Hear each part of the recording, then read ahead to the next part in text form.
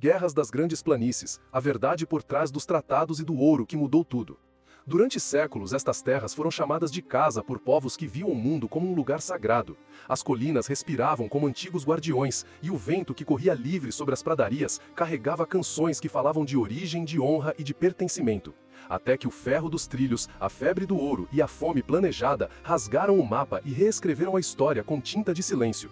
Hoje você vai atravessar comigo os bastidores de um continente que prometeu perpetuidade e entregou expulsão, que proclamou paz e trouxe guerra, e vai entender por que, mesmo depois de tratados assinados sob bandeiras estrangeiras, a memória dos Sius, dos Iroqués, dos Navarro, dos Comanche, dos Cheyenne e dos Apache ainda ecoa como um trovão distante que não se cala nunca. A narrativa começa antes dos mapas modernos, quando o búfalo marcava o compasso das estações e a família era o centro de tudo. Entre os Sioux, a criança era um ser sagrado, e o acampamento se movia com a migração dos rebanhos. A caça não era só sustento, era cerimônia, era pacto com a terra. A guerra não era capricho, era defesa do modo de viver. E se havia orgulho, havia também um senso de destino, que os ligavam ao que chamavam de grande espírito. Com o cavalo trazido pelos espanhóis, o horizonte ficou mais próximo, as distâncias se dobraram e o raio de ação dos guerreiros cresceu. Mas junto com a velocidade veio o interesse europeu, a disputa pelo comércio de peles, a geopolítica ainda embrionária, que transformou aliados em obstáculos e vizinhos em fronteiras móveis. A poucos milhares de quilômetros, a Confederação Iroquês tecia uma outra forma de força, unindo povos que romperam ciclos de vingança para construir um conselho que discutia a lei antes da lança. Uma federação de casas longas, onde a raiz do poder passava pela linhagem materna e onde a política nascia do consenso. Esta liga antiga inspiraria ideias que anos depois ecoariam em constituições e debates sobre separação de poderes. Mas enquanto o ideal florescia no bosque, a pressão crescia no vale. Porque o comércio com britânicos e franceses não era neutro, e a cada inverno os acordos precisavam de novos termos, e a cada verão as caçadas disputavam territórios já cansados de serem promessa de todos e posse de ninguém. No sudoeste, os Navarro contavam que vieram de mundos subterrâneos, atravessando cores até emergirem diante de montanhas sagradas que demarcavam um lar invisível e absoluto. Ali, o rio Guardião limitava o que era seguro, e as rotas de migração desenhavam uma geometria de sobrevivência. Quando os refugiados Pueblo trouxeram novas artes, os Navarro aprenderam a tecer, a modelar, a trabalhar a prata. Adaptar não era ceder, era ampliar. O rebanho de ovelhas virou poupança, o cavalo virou ponte e a língua virou código. Décadas mais tarde, esse mesmo idioma protegeria operações militares em ilhas distantes, lembrando ao mundo que fatos e não lendas sustentam a grandeza de um povo que recusou desaparecer no ruído. No coração das planícies, os Comanche transformaram o cavalo em extensão do corpo e o movimento em estratégia. Surgiram como um vendaval sobre a pradaria horizontal, a mesma que parece eterna até que uma noite de lua cheia clareia o caminho dos raids e a palavra medo muda de dono. O domínio com as rédeas não era só habilidade, era logística, era a capacidade de percorrer vastidões no tempo de um boato. Empurraram rivais, abriram espaço e ergueram um poder móvel que trocava velocidade por vantagem. Quando a varíola e a cólera chegaram, a contagem de guerreiros caiu mais rápido do que qualquer escaramuça poderia explicar. E a febre dos trilhos trouxe um inimigo que não cansava, que não dormia, que não sabia recuar. Em outro extremo da mesma planície, os Cheyenne afinavam alianças e entendiam que a geografia do conflito mudava com a descoberta do ouro. Não havia acordo capaz de sobreviver ao brilho da promessa, e a cada novo filão surgia uma velha desculpa para romper o que ontem era sagrado. Acampamentos queimados e reservas deslocadas não eram acidentes, eram métodos. No meio do caos, um curandeiro acredita que a pólvora pode falhar diante da fé, mas a fé não tem pólvora suficiente para deter colunas inteiras. E a primeira batalha contra o exército dos Estados Unidos termina com sabres erguidos e inverno no horizonte. O rio leva a cinza do estoque de carne, e o vazio de uma despensa não tem poesia, é estratégia. Os Apache moveram-se como água entre montanhas e desertos. Escolheram chefes pela confiança e não pelo grito mais alto. Mantiveram a tradição de casas cônicas e máscaras rituais e aprenderam com o cavalo que um lar pode caber no lombo quando o inimigo cavalga logo atrás. Foram chamados de inimigos em línguas alheias e a palavra grudou como poeira que não cai. Lutaram contra a coroa espanhola, contra governo mexicano, contra exército norte-americano, e quando o ouro da Califórnia acendeu uma trilha de carroças, o choque tornou-se cotidiano. A guerra não foi uma batalha, foi uma estação que se repete. E quando finalmente a rendição chega, ela prende um povo por décadas longe do seu chão, porque o mapa do vencedor determina a distância entre uma memória e um retorno. A curva dramática desta história oculta encontra seu clímax ao norte do rio Little Bighorn, quando a estratégia dos que conhecem cada dobra do terreno transforma um plano de supressão em vexame nacional. As colinas ecam cantos de vitória Sioux e Cheyenne. A poeira se assenta sobre cartucheiras vazias, e a notícia viaja mais rápido que qualquer trem.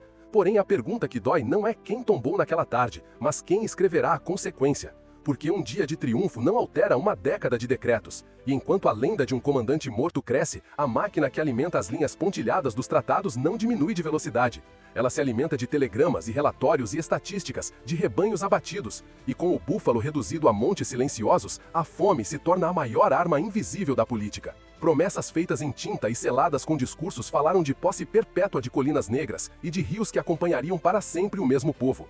A perpetuidade durou o que duram as novas descobertas de ouro e de carvão e de rotas. Quando caravanas de garimpeiros cruzaram a fronteira do compromisso, a palavra tratado mostrou o quanto pesa uma assinatura, quando o apetite do mercado é quem dita o calendário. Famílias deslocadas sombram-se no rastro de trilhos que avançam com fome de território.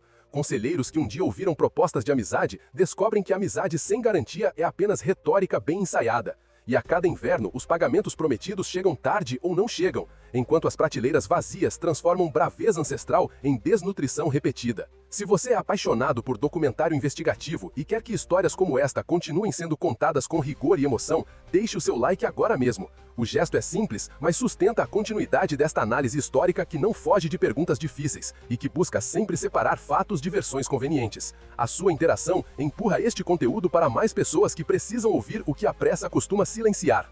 A segunda virada acontece quando o século muda e a guerra global revela um elo inesperado. Do silêncio do deserto para o ruído das praias do Pacífico, uma língua nativa torna-se cifra irrompível. Os codificadores Navarro enviam centenas de mensagens sem erro e lembram ao mundo que a contribuição de um povo não pode ser medida apenas pelo que foi tomado dele, mas também pelo que ele decidiu oferecer em seu melhor. É um contraste poderoso, porque, ao mesmo tempo em que a bravura nos campos estrangeiros pede reconhecimento, em casa as batalhas legais seguem insistindo em um ponto simples e imenso. Há terras que não têm preço, e há dívidas que não se pagam com indenização. Recusas de cifras bilionárias soam absurdas para quem confunde território com mercadoria, mas fazem sentido para quem sabe que paisagem é memória, e que memória não se negocia como se fosse estoque. Por trás das linhas oficiais existem segredos que não são de teorias, são de procedimentos. Levas de caçadores pagos para esvaziar rebanhos, atrasos calculados nos repasses de tratados, discursos de pacificação enquanto expedições avançavam para dentro de vales que a voz pública dizia respeitar. Essa engenharia da conquista raramente aparece como vilania explícita. Ela veste o terno da legalidade e carrega o relógio da pressa. É a soma de pequenas quebras que no final derrubam uma ponte inteira. E quando a ponte cai, quem está do lado de cá precisa atravessar um rio que não era seu para voltar para um lugar que não existe mais no mapa. Então a pergunta surge inevitável no meio deste mistério histórico sem fantasia. Como povos tão distintos em língua e cosmologia ecoam um destino tão semelhante? Talvez porque a matéria-prima do conflito tenha sido sempre a mesma: terra, bicho, água, rota e lei. Quem controla o búfalo controla a mesa. Quem domina os trilhos dita o tempo. Quem escreve o tratado escolhe o verbo que abre a brecha. E quem decide sobre a força decide quando a promessa vira ponto de nota de rodapé. Neste cenário, as guerras não foram apenas choques de lanças e mosquetes. Foram guerras de leitura.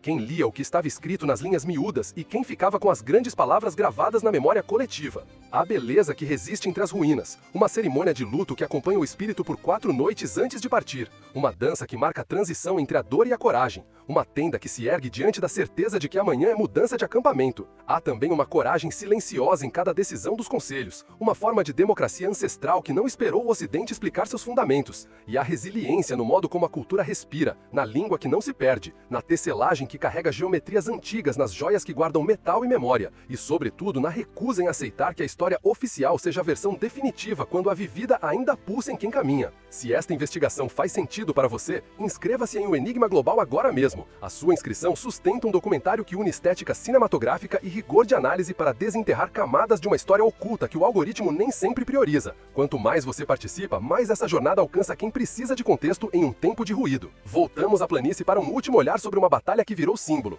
Little Big Horn foi uma virada de narrativa dentro de um roteiro maior que teimava em avançar na direção oposta. Ali, a vitória indígena mostrou que conhecimento do terreno, estratégia descentralizada e determinação podem esmagar números e reputações. Mas a vitória não impediu o cerco burocrático que veio na sequência. A máquina estatal não mede coragem, mede compliance. Reforça fortes, altera jurisdições, muda regras e cria reservas. E à medida que a década corre, o cerco fica mais estreito. Em 10 anos, o búfalo quase desaparece. Em outras tantas, o arrependimento oficial chega tardio, e quando chega, oferece valores que não compram o que foi perdido, porque não é um item, é um eixo. Do outro lado da linha do tempo, a Confederação Iroquois demonstra que uma liga pode resistir mesmo quando a demografia sangra, e as aldeias são incendiadas. O modelo de conselho persiste em novas formas. Os assentamentos no norte florescem por um período e se reinventam depois. A memória de uma federação que buscou deter o ciclo da vingança e converter conflito em pacto permanece como referência de que maioria não é esmagamento, e que governar é ouvir. Essas sementes plantadas em bosques gelados atravessam séculos e ajudam a lembrar que poder sem escuta gera mapas que parecem eficientes e são apenas provisórios. No presente, a luta se move para tribunais e parlamentos, e há uma eloquência em recusar cheques que pretendem encerrar o assunto. Quando representantes Sil rejeitam bilhões e pedem retorno de terras, não há teatralidade, é lógica identitária. Um povo que se diz filho do lugar não troca mãe por contrato, e por mais que o mundo moderno fale em compensação e obras e arranjos, alguns capítulos só se resolvem com medidas que soam impossíveis até que de repente se tornam legais. É lento, é custoso, é impopular para quem conta ganhos no curto prazo, porém é a única forma de fechar um ciclo que começou com promessas em papel e continuou com a realidade em ferro e fome. Se você chegou até aqui, deixa um comentário dizendo qual ponto desta jornada mais te marcou. A sua voz nos comentários não é estatística, e sim bússola. Ajuda a decidir que rota seguir na próxima investigação e mantém vivo este compromisso de desvendando curiosidades com base em fatos e não em ruído. Quando você comenta, você faz parte da reconstrução desta memória coletiva.